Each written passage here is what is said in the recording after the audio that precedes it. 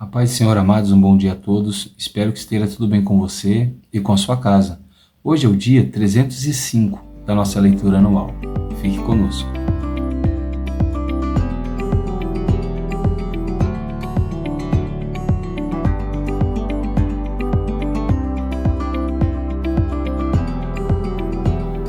Bom, amados, nós estamos estudando o Evangelho de João, esse que foi o último dos 4 evangelhos a ser escrito, né? E ele foi escrito com um propósito muito poderoso. A nossa porção diária de hoje se encontra do capítulo 3 até o capítulo 4 do Evangelho de João. Espero que você tenha um tempo para fazer a leitura e meditar nessa palavra. Amém? O nosso texto devocional de hoje se encontra no capítulo 3 e o verso de número 16, onde a palavra do Senhor vai nos dizer assim: Porque Deus amou o mundo de tal maneira que deu o seu Filho unigênito, para que todo o que nele crê não pereça, mas tenha a vida eterna. Amém? Bom, nós vamos ter aqui, nesses 2 capítulos que nós lemos hoje, alguns personagens. E, por incrível que pareça, João vai continuar trabalhando sobre a ideia da necessidade de crermos em Jesus como o Filho de Deus e o Deus vivo, aquele que é o único Salvador de toda a humanidade. Então, no capítulo 3, um homem muito importante no meio judaico, chamado Nicodemos, ele era fariseu, ele era um dos principais judeus, um homem bem importante na sociedade. Aparentemente, ou ele já cria em Jesus, ou ele tinha algumas dúvidas com respeito a quem era Jesus e sobre a mensagem que Jesus estava trazendo. E ele, não querendo ser descoberto por ninguém, porque Jesus não era bem falado naqueles dias, ele foi se encontrar com Jesus à noite. E ele chegou elogiando Jesus, falando que Jesus era o mestre, né? E ele falou que sabia que Jesus vinha da parte de Deus. E é interessante que enquanto ele elogia Jesus, Jesus não elogia Nicodemos. Então temos muitas pregações hoje, a maioria delas é para levantar o nosso ego, para poder trazer uma mensagem de motivação, e essa não deve ser a nossa mensagem. Nós vimos isso já nos outros 3 evangelhos, que a mensagem de João, o Batista, e a mensagem de Jesus era uma mensagem de arrependimento, da necessidade de salvação. Então, enquanto Nicodemos elogiava Jesus, Jesus vai dizer: em verdade lhe digo, que se alguém não nascer de novo, não pode ver o reino de Deus. Então existe uma necessidade de nascer de novo para vermos o reino de Deus. Nicodemos não entendeu o que significa nascer de novo. Ele pensava que ele tinha que entrar de novo no ventre da mãe dele.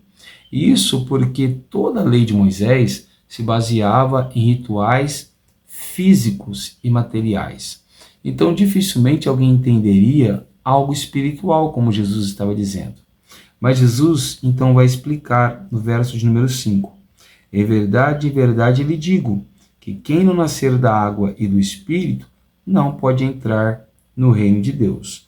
O que é nascido da carne é carne, e o que é nascido do Espírito é Espírito. Ele está falando da nova natureza, de um novo homem, não de nascer de novo por fora, fisicamente, mas de nascer de novo por dentro, né? O homem necessita de uma mudança interior para poder entrar no reino de Deus. Ou seja, o Espírito Santo precisa passar a governar essa vida. Existe uma divergência entre os teólogos e os pastores sobre o que seria nascer da água e do Espírito.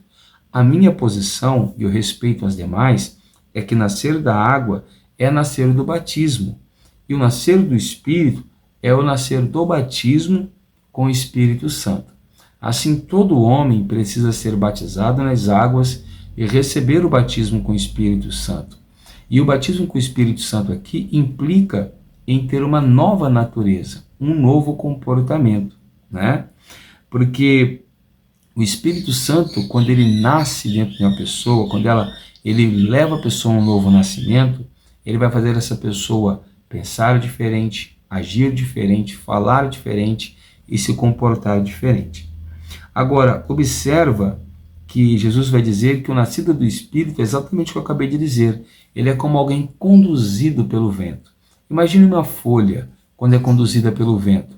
Ela não sabe de onde ela veio e nem para onde ela vai, porque quem governa a sua vida é o vento.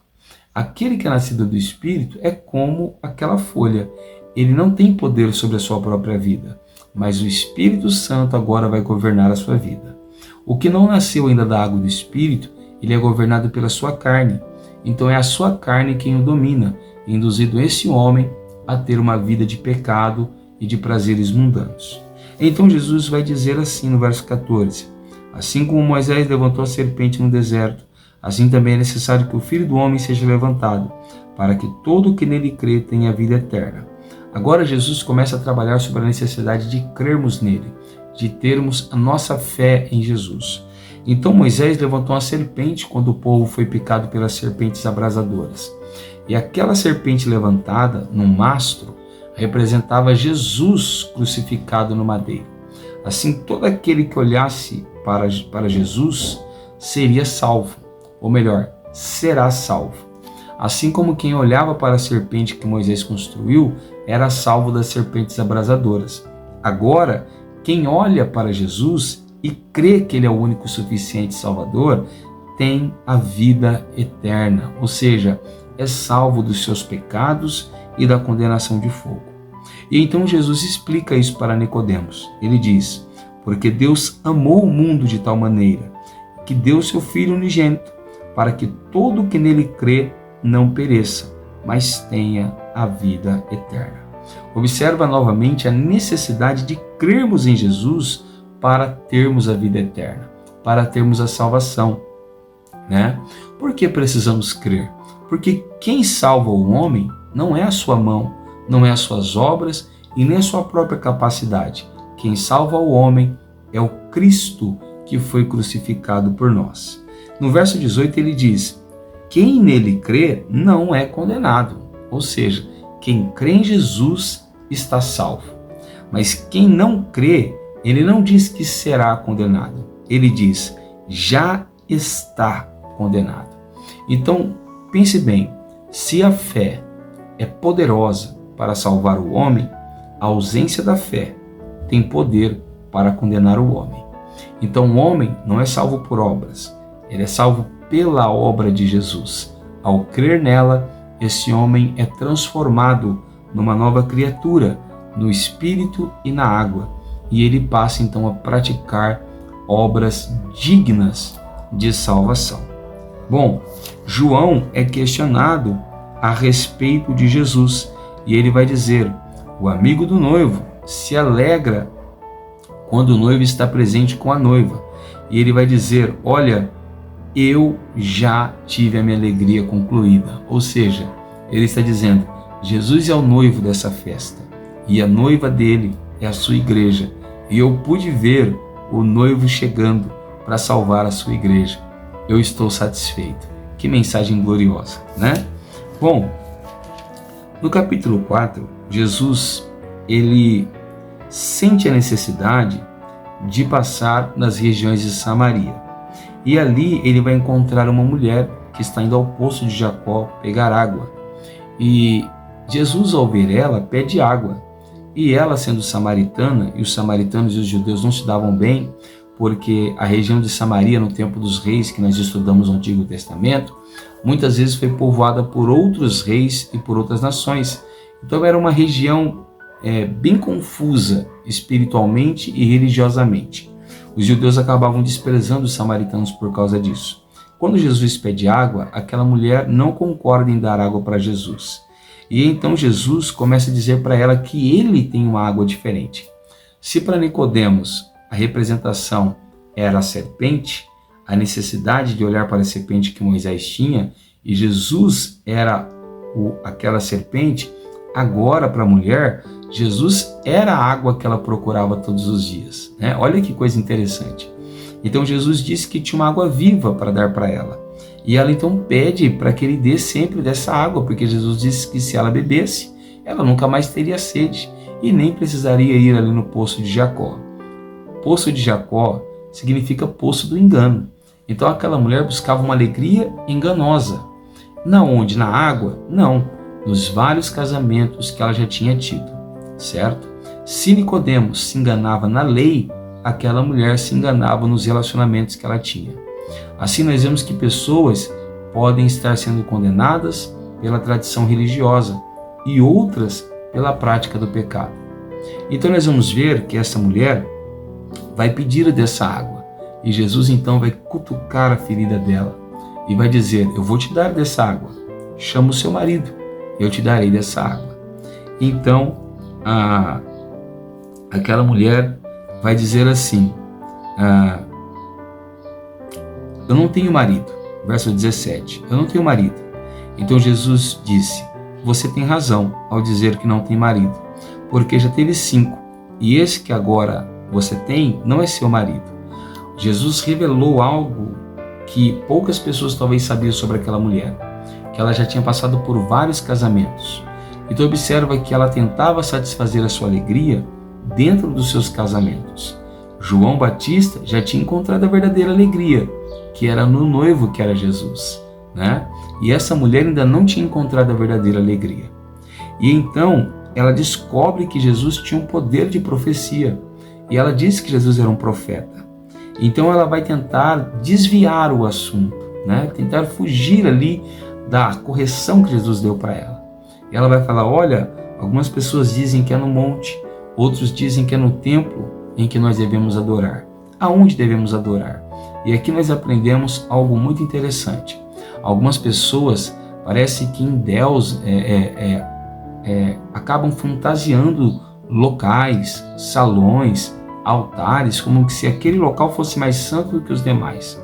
Então Jesus disse: nem o templo é o local e nem o monte é o local.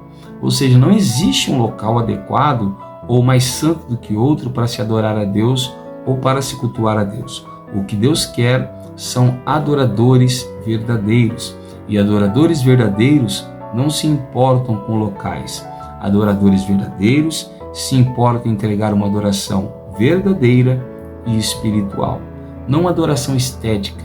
Tem gente que levanta a mão, que pula, que dança, que grita, que chora, mas não adora de coração. Não adora verdadeiramente. Não adora em espírito. E eu não digo que é um problema em levantar a mão, em pular, em chorar. Não, não é um problema que você faça isso, que eu faça isso, desde que a nossa adoração seja verdadeira. E então essa mulher vai dizer: olha, nós esperamos o Messias e cremos que quando ele vir, ele nos revelará todas as coisas. E Jesus disse apenas isso para ela: eu sou o Messias. E é interessante que ela larga o cântaro e vai para a cidade chamar as pessoas, porque ela creu em Jesus. Qual é a prova que ela creu? O final desse texto. Olha o que o final do texto diz. Verso 41. E muitos outros creram nela. Por que muitos outros? Porque ela também já tinha crido. Muitos outros creram nele por causa da palavra de Jesus. E diziam à mulher: agora não é mais por causa do que você falou que nós cremos, porque ela creu primeiro, mas porque nós mesmos ouvimos e sabemos que este é verdadeiramente o Salvador do mundo. Aleluia! Nós precisamos crer que Jesus é o Salvador do mundo. Nicodemos, que era um religioso, precisava crer que Jesus era o Salvador do mundo. Não nos basta termos religiões para sermos salvos. Precisamos crer em Jesus como o único e suficiente Salvador. João Batista precisava crer, mesmo sendo o profeta que preparou o caminho para Jesus. Esta mulher já tinha tido 6 casamentos e nenhum dos casamentos trouxe a alegria que ela esperava. Se você quer ser feliz de verdade, você precisa crer em Jesus como seu único e suficiente Salvador, e ele vai te dar alegria. O que Jesus seria para essa mulher? O 7º marido dela, não carnal, mas espiritual. E esse 7º marido representa a perfeição. Jesus é o marido perfeito. Para Nicodemos, Jesus era a religião perfeita. Para João Batista, Jesus é o cumprimento da profecia perfeita. Para essa mulher, Jesus é o marido perfeito. Eu não sei o que você precisa, mas eu sei que Jesus é exatamente aquilo que você está precisando para ser salvo e ser feliz. Tudo que você precisa é crer nele. Pastor, me prova e eu vou te provar. O capítulo 4 vai terminar com a história de um oficial do rei. Ele tinha um filho e o filho dele já estava doente, quase morrendo. E ele vai ao encontro de Jesus para que Jesus cure o filho dele. Observa que Jesus não vai até aquele homem. E aquele homem parece pedir algumas vezes para que Jesus vá. E quando nós chegamos no verso 49, olha o que acontece. O oficial pediu mais uma vez: Senhor, venha antes que meu filho morra. E Jesus respondeu, preste bem atenção, vá, o seu filho vai viver. O homem esperava que Jesus colocasse a mão sobre o menino. O homem esperava que Jesus liberasse uma profecia sobre o menino. O homem esperava que Jesus cumprisse os rituais que todos os outros profetas cumpriam. Mas Jesus não foi. Ele não colocou a mão e ele não cumpriu os rituais. Ele apenas liberou uma palavra. Olha o que aconteceu. O homem creu na palavra de Jesus e partiu.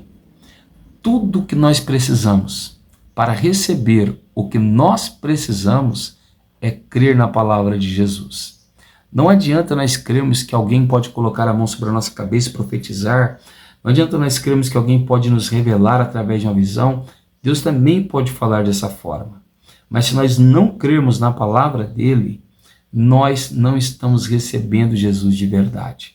Aquele homem creu de tal forma que ele foi embora com aquela palavra, sem Jesus colocar a mão, sem Jesus ir à casa dele. E de repente, quando ele encontra as pessoas, os servos da sua casa, eles anunciam que o menino estava vivo. E então eles perguntam, olha, que horas mais ou menos o menino ficou bom? E a resposta foi essa: ontem, à 13h a febre o deixou. E então o pai reconheceu que aquela era precisamente a hora em que Jesus tinha dito a ele: o seu filho vai viver. Isso é maravilhoso. Aquele homem creu em uma única palavra de Jesus. Tudo o que nós precisamos é crer na palavra de Jesus. Observe que a fé desse homem foi tão tremenda que, assim como a mulher samaritana, ele não guardou aquela fé somente para ele. A mulher samaritana compartilhou com a cidade e quase toda a cidade creu em Jesus. Aquele homem vai compartilhar a sua fé com a sua casa. E olha o que acontece. E ele e toda a sua casa creram. Glórias a Deus. Jesus quer nos mostrar, através do Evangelho de João, que nós precisamos unicamente crer nele. E nós iremos nascer de novo, nós iremos ser salvos, nós iremos encontrar alegria plena, o noivo perfeito e a cura para as nossas enfermidades. Crê em Jesus e será salvo você e a sua casa também. Eu sou o pastor Tiago da Igreja Pentecostal Poder da Palavra e eu quero orar juntamente com você neste momento. Abra o seu coração, feche seus olhos e ore ao Senhor juntamente comigo. Senhor, nosso Deus e nosso Pai, nós oramos a Ti, clamamos a Ti pela Sua bondade e pela Sua graça. Cremos, ó Pai, que o Senhor tem poder para operar coisas grandiosas, milagres grandiosos, ao passo que nós crermos na Sua palavra, ao passo que nós crermos no Teu sacrifício e crermos no Teu santo nome. E nós temos crido, Senhor, e confessamos que o Senhor é o Cristo, o Filho do Deus vivo, e que não há salvação além de Ti.